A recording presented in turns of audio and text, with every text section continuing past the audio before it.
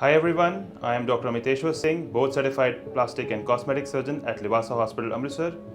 Today we'll talk about a very common and misunderstood condition which is gynecomastia or male breast enlargement.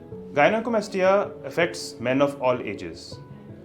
It is a breast enlargement which can happen from medications, genetic factors, weight gain और simply hormonal imbalances. इसमें क्या होता है कि breast enlarge होने के कारण confidence low हो जाता है, या तो वो टी शर्ट नहीं पहन पाते या फिर स्विमिंग पूल में जाने से कतराते हैं। But the good news is that gynecomastia is treatable with a safe and a day care surgery.